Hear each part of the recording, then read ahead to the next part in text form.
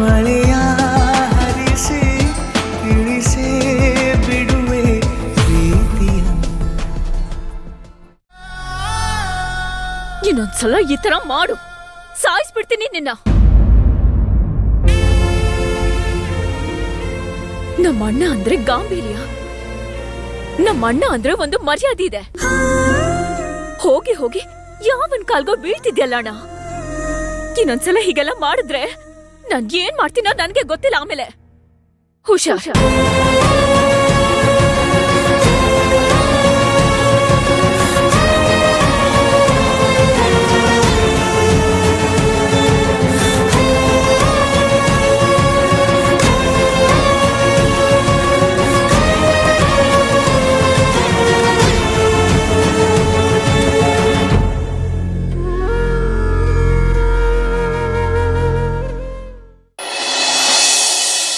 ಯಶೋದಮ್ಮನವ್ರೆ, ಅಮ್ಮನವ್ರೆ, ಯಶೋದಮ್ಮನವ್ರೆ. ಓ ರತ್ನಮ್ಮ, ಬಾ ಕೂತ್ಕೋ ಬಾ. ಕಾಫಿ ನೀರೇನಾದ್ರೂ ತಂದ್ಕೊಡ್ಲಾ ನಿನ್ಗೆ? ಏನು ಬೇಡಮ್ಮ, ಕೂತ್ಕೊಳ್ಳಿ. ಹೇಗಿದ್ದೀರಿ? ಇದೀನಿ ನೋಡಮ್ಮ. ಏನ್ ಮಾಡಕ್ಕಾಗತ್ತೆ? ಕಣ್ಮುಂದೆ ಇದ್ದವರು ಕಾಣಿಸ್ದೆ ಹೋದಾಗ ಹೆತ್ತವ್ರಿಗೆ, ಸಾಕ್ತವ್ರಿಗೆ, ಜೊತೆಲಿದ್ದವ್ರಿಗೆಲ್ಲ ಇನ್ನು ಹೆಂಗಿರುತ್ತೆ ಹೇಳಿ? ಅವ್ರು ಬಿಟ್ಟು ಹೋಗಿರೋ ನೆನಪಲ್ಲಿ ಕಾಲ ಕಳೀತಾ ಇರ್ಬೇಕಾಗತ್ತಷ್ಟೆ. ನಮ್ ಶಾಂತಿ ನನ್ ಜೊತೆ ಇದ್ದಷ್ಟು ದಿನಾನು ಒಂದು ಚೂರು ನೋವು ಅನ್ಭವಿಸ್ಲಿಲ್ಲಮ್ಮ. ಪಾಪ ಅಷ್ಟು ಎತ್ತರದಿಂದ ಬಿದ್ದು ಏನಾದ್ಲೋ, ಎಷ್ಟು ನೋವು ಅನ್ಭವಿಸಿದ್ಲೋ ಆ ದೇವ್ರಿಗೆ ಗೊತ್ತು. ನಡಿಬಾರ್ದು ನಡೆದು ಹೋಯ್ತು. ಈಗೇನ್ ನೆನ್ಪು ಮಾಡ್ಕೊಂಡ್ರು ಪ್ರಯೋಜನ ಇಲ್ಲ. ನನ್ಗಂತಮ್ಮ ಶಾಂತಿ ಕಣ್ಮುಂದೆ ಇದ್ದಾಗೆ ಇದ್ದಾಳೆ.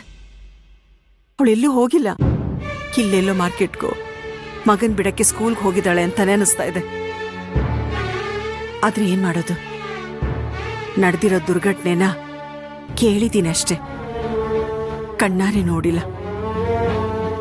ನಮ್ ಶಾಂತಿಗೆ ಅದೇನಾಯ್ತಮ್ಮ? ಅದೇನಾಯ್ತು ಅಂತಾನೆ ಗೊತ್ತಿಲ್ಲಮ್ಮ. ಆ ಮನೆಯವರೆಲ್ಲ ದುರ್ಘಟನೆ ನಡೀತು ಅಂತಾರೆ.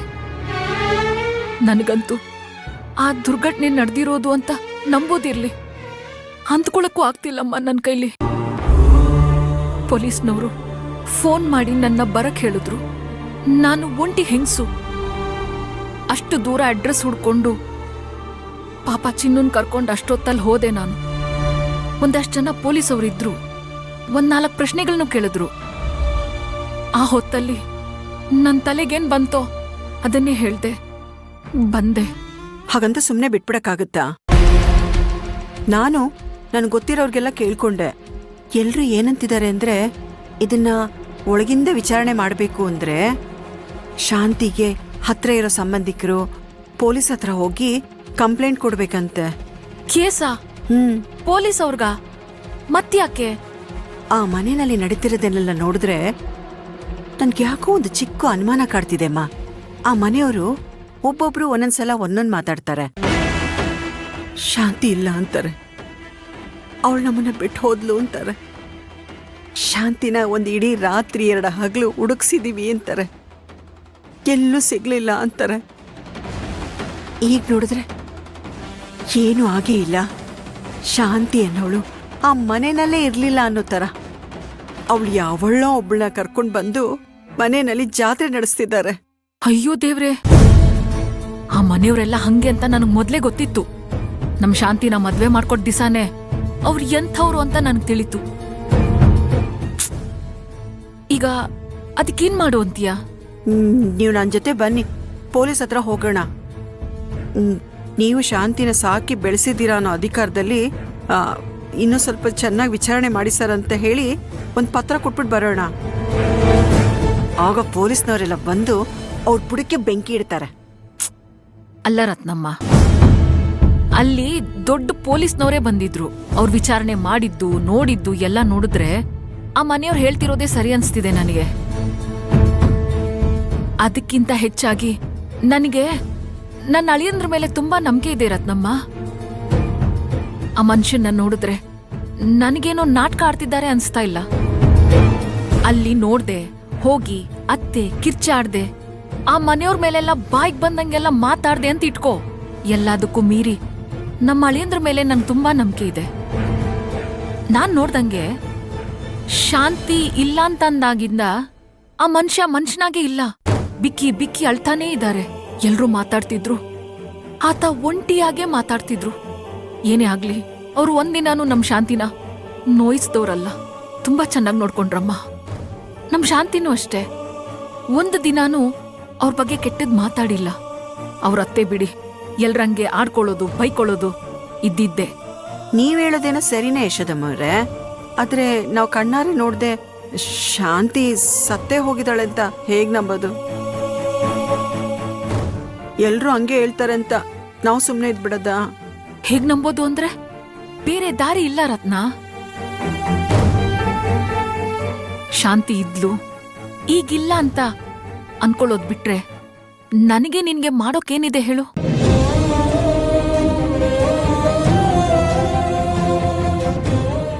ಯಶೋದಕ್ಕ, ತಗೊಳ್ಳಿ ಔಷಧಿನ. ಯಾಕೆ ಯಶೋದಕ್ಕ ಇನ್ನೂ ಎಷ್ಟು ಅಂತ ಶಾಂತಿ ಬಗ್ಗೆನೇ ಯೋಚನೆ ಮಾಡ್ತೀರಾ? ನೋಡಿ, ಯಾರಿಗೇನೇ ಹೇಳಿದ್ರು ನನಗ್ಯಾಕೋ ಶಾಂತಿ ಬದುಕಿದ್ದಾಳೇನೋ ಅಂತ ಅನಿಸ್ತಾ ಇದೆ. ಇವತ್ತಲ್ಲ ನಾಳೆ ವಾಪಸ್ ಬಂದೇ ಬರ್ತಾಳೆ, ಎಲ್ಲೋ ಉಳ್ಕೊಂಡಿರ್ತಾಳೆ. ನನಗ ನಂಬಿಕೆ ಇದೆ, ಅವಳು ಬಂದೇ ಬರ್ತಾಳೆ. ಅಯ್ಯೋ ನೀನ್ ಸುಮ್ನೆ ಇರಪ್ಪ.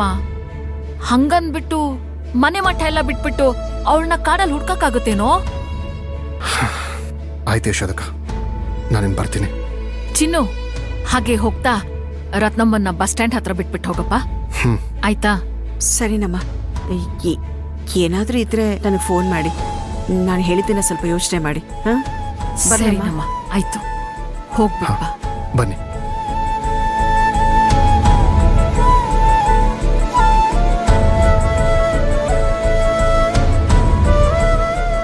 ಬನ್ನಿ.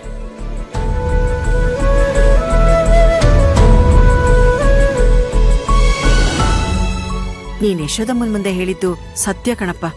ಕಣ್ಣಕ್ ಕಂಡ್ರು ಪ್ರಮಾಣಿಸ್ ನೋಡು ಅಂತಾರೆ. ಬೆಟ್ಟದ ಮೇಲಿಂದ ಬಿದ್ದು ಕಾಣೆ ಆದ್ಲು ಅಂದ್ರೆ ನನ್ನಿಂದ ನಂಬಕ್ಕೆ ಆಗ್ತಿಲ್ಲ ಕಣಪ್ಪ.